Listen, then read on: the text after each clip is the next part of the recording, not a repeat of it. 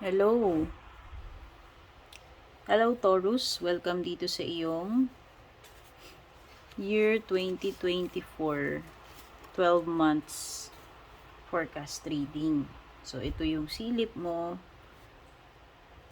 from January to December 2024. Hello, by the way, I'm Purple Teen. Kung bago po kayo dito, please don't forget to subscribe sa aking YouTube channel, pa-like and follow na rin po yung aking Facebook, Instagram, and TikTok. Ayan. So, yun yung way ninyo para maging updated po kayo sa aking mga readings. Tap nyo lang po yung notification bell, no? Yung bell icon para ma-update po kayo tuwing may bagong readings or uploads. At kung mga interesado sa personal reading, send lang po kayo ng private message sa aking Facebook page, no? Kung mag-i-inquire kayo or magbubook kayo ng personal readings, yung mga free readings naman ay usually announce sa aking FB page kung kailan po ako magla-live stream. Yan. Sa live streams ko po ginagawa. So, kapag magla-live ako, usually Facebook, YouTube, TikTok, or Instagram. Yan. Sana natin, Taurus. Ano ba itong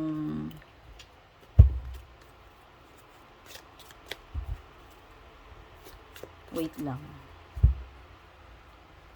Ayan natin ito. So, ayan. Silip lang to guys. Hindi natin masyadong bubusisiin. Kasi kung bubusisiin natin yan, mauubos na yung time natin. No? Kung bubusisiin natin yung reading natin. I forgot pala, before we start, bigay ko muna yung lucky day, lucky numbers nyo. Pwede nyo i-pause, i-rewind kung hindi nyo na-catch, no? Kung nabilisan kayo. So, Taurus, lucky day mo is Monday. Lucky numbers mo naman 38, 3, 41, 28, 30, Taurus, ulitin ko. Lucky day mo Monday. Lucky numbers mo 38, 3, 41, 28, at saka 45. Yarn. So, umpisa na natin itong ating silip. Ayan na. For January 2024. You are a goal-oriented person pagdating ng January 24. So, siguro, mas gusto mo na mas marami kang ma-achieve or ma-hit mo yung mga target mo. Ayan. So, very specific. Very, very specific ka sa bawat goal na gusto mong achieve. Kaya magbibigay ka ng effort and more focus para ma-achieve mo tong mga goals mo. And most likely, magiging successful ka, no? Kung persistent ka dyan sa pag-e-effort sa pag-achieve ng iyong mga goals. Grasshopper. Situations in the balance that require careful handling. So, may mga bagay na, maselan, no? Minsan, parang kahit bara-bara tayo, nakakaraos. Pero may mga time na, kagaya nito, may tinutukoy si Grasshopper na bandang January 2024 mo, mas maganda na, mas maging maingat ka sa pag-handle nitong sitwasyon na to. Hindi ko alam kung ano yan, pero ibig sabihin lang maging mas doble ingat ka, no? Pag-handle dyan sa bagay na yan or situation na yan. Use your intuition to make beneficial changes. So, yan. If you are very intuitive, nako, lalo na mas okay. Kasi, mas mafe-feel mo ano yung pag may intuition kasi tayo, nafe-feel natin alin yung medyo alanganin or parang kung parang medyo relax ka, wala ka na si sense na danger, kampante ka, ito yun. So, sabi kasi dito, kung gusto mo ng beneficial changes, yun nga, pakiramdaman mo yung mga bagay, sitwasyon. Gamitin mo yung intuition mo. Kumbaga, mas makakatulong kapag gagamitin mo yung intuition mo sa buwan ng January 2024, Taurus. Okay? Pagdating naman ng February mo, Slowly but surely getting ahead. May progress. So, mabagal man yan. Hindi masyadong noticeable, pero meron. At least you are getting ahead. Umuusad at umuusad pa rin yung bagay na yan, kung ano man yung specific na tinutukoy niyan, no? Muddled, unclear thinking. Yun lang. Pwedeng may confusion para sa iyo. Pwedeng magulo isip. Pwedeng undecided, no? Pwedeng hirap mag-focus. By February yan. Dealings or relationship with a younger woman. Ayan. Merong strong energy ng babae, mas bata sa iyo. No, kung ano man ito, family, friend, colleague. Pero may makakadil kang ganyan. Possible na magiging, hindi ko alam, problema mo ba o basta concern, no? By March, successfully overcoming a problem. Ayan, at least by March, kung may mga problema ka ngayong taon na to, 2023, up to January, February, pagdating ng March, mare-resolve mo na yung mga problema na yan. No? Yun lang, kung may mga problema kang masusolve, pwedeng may mga plano naman na hindi magwo-work or hindi magiging successful.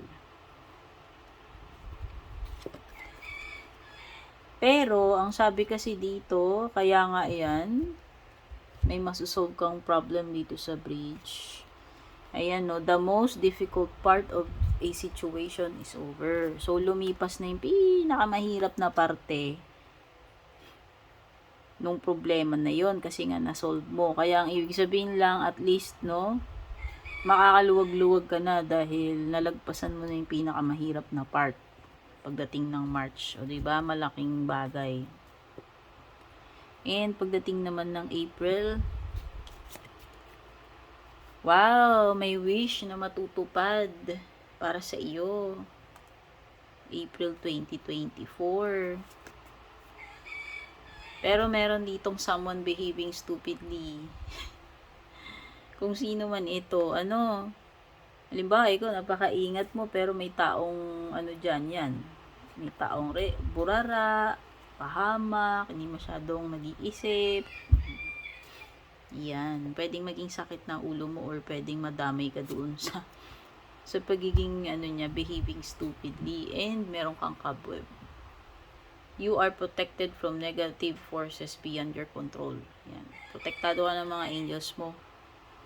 Kung ano man yung gagawin mo. Kung may gagawin kang medyo risky, delikado, at least protektado ka ng angels mo by April, no?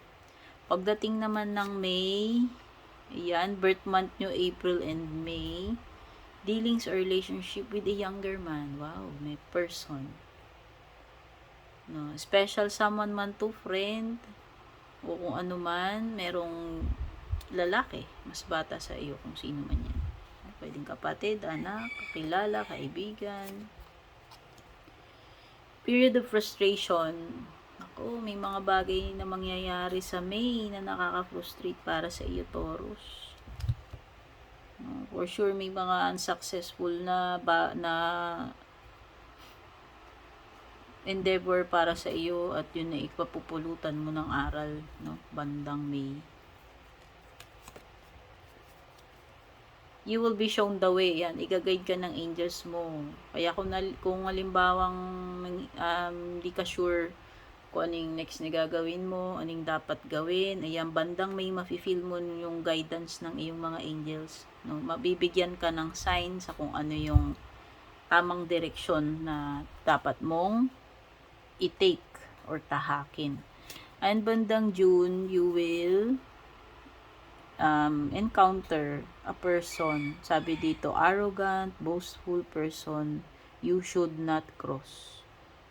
Yan, you should not. So, as much as possible, iwasan mo na yan. Kung sino man yung person. Huwag ka nang makipag girian o debate dyan. Kung meron kang mga successful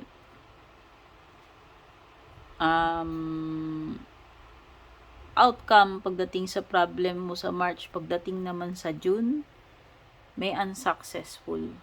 no? Pwedeng hindi mo, ayan, kung magka-problema ka bandang June, mahirapan ka kasi hindi mo masusolusyonan agad-agad, basta-basta. Disappointment, frustration, yan malamang. Excitement, o may mga bagay din na exciting, paparating sa iyo. Bandang June, kung ano man yung mga yan. July,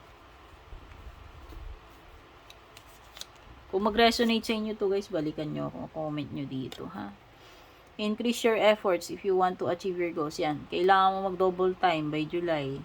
Lalo na kung may specific na target ka, gusto mong ma-fulfill yan target na yan, ma-accomplish, dagdagan yung effort, no? Uy, may loss, kung ano man itong kawalan, pagkawala, ayan. May loss, bandang July. Ingat-ingat kung ano man yan. Hindi ko na-specify ha. Pwedeng bagay, ewan ko, pwedeng tao, opportunity, etc. Fear, worries, tense situations. Ayan na nga yun. May loss eh. So, may danger dito. Mag-ingat. No? Gaya nga ng sabi ko, tao man yan, sitwasyong bagay, magkukos sa iyo ng fear, worries, and tense situations. Feeling ko connected siya dun sa loss. August naman,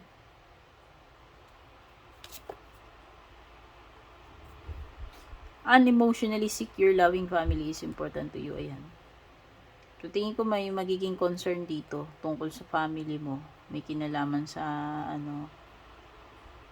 security ng family mo. Like, paano mo i-maintain yung, yung, limbawa, financial. Hindi lang financial pati emotional no? Siguro yan, itatry mong protektahan, i-provide yung lahat ng pangangailangan para lang maging secured yung pamilya mo, materially, financially, emotionally, A meeting with a stranger could be important yan. Baka may mamimit kang person. Stranger pero napaka-importante daw itong itong pag-meet ninyo niyang person na yan. Baka magkakaroon siya ng ewan ko anong business pa yan, pero magiging importante yung connection na yan, yung kung sino man yung stranger na mamimit mo. Hidden secrets can harm you. Nako, kung may mga nagtatago sikreto dyan, whether ikaw o yung mga loved ones mo, o kung sino man, pwedeng yun yung ikakapahamak, no?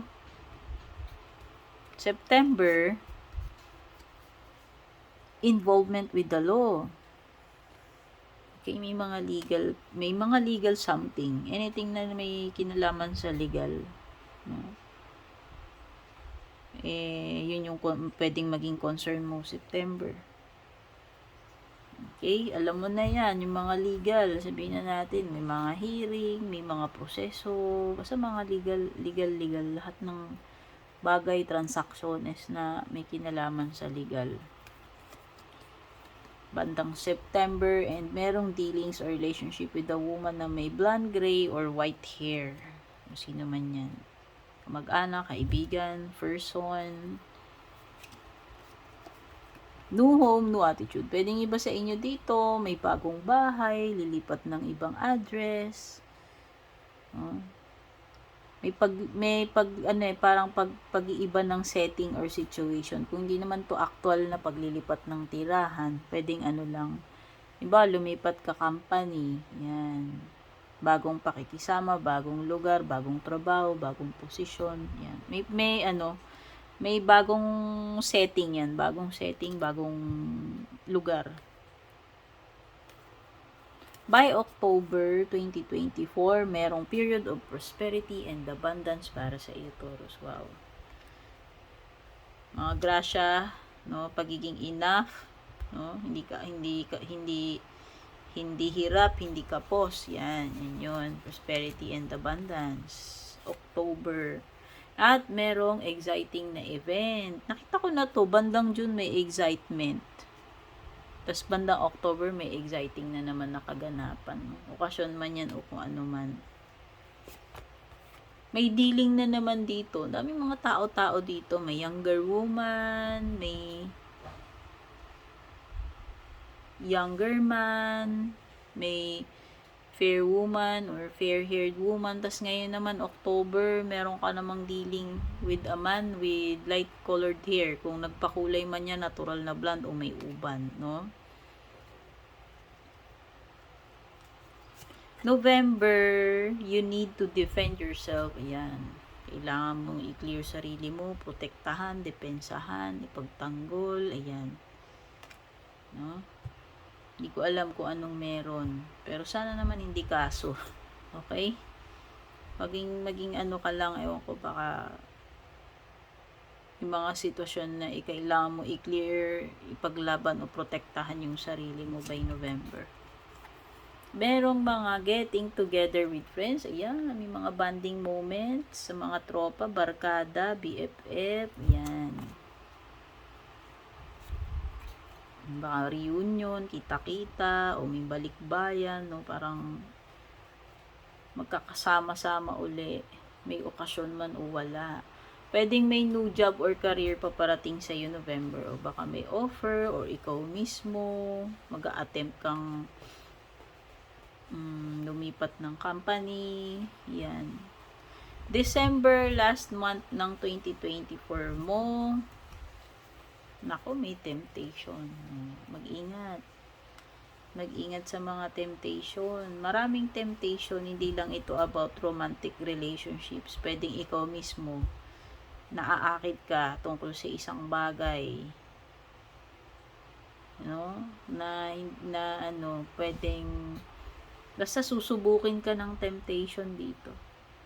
Whether sa romantic relationship man yan o sa ibang bagay o sitwasyon, no? Kung magpapaakit ka ba dyan, magiging marupok ka or hindi. Someone you know is undependable, insincere. Nako, sino kaya to? Kung romantic person man yan, hindi. Walang sinabing specific. Pwedeng romantic, pwedeng hindi. Pero hindi siya sincere, and bukod doon, wala kang maasahan dito sa person na to. Okay? Kung sa trabaho yan, sa negosyo, nako, frustrating kasi unreliable. Hindi siya pwedeng i-assign ng ganitong role kasi wala, hindi hindi niya ma-execute, hindi niya magagampanan ng maayos. At kung sa romantic naman yan, nako, puro drawing, bukod doon, nako, pwedeng sinungaling pa, insincere.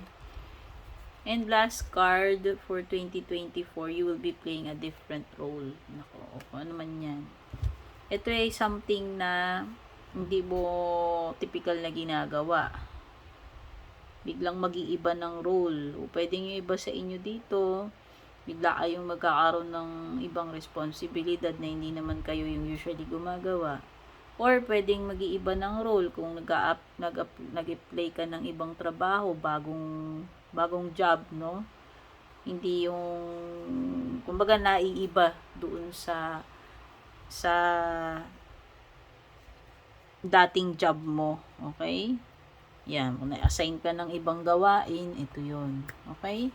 So, Taurus, ito yung mga nasilip ko kabuuan ng January to December 2024 mo. Thanks so much for being here. At kung nagustuhan mo, don't forget to like and share. Take care.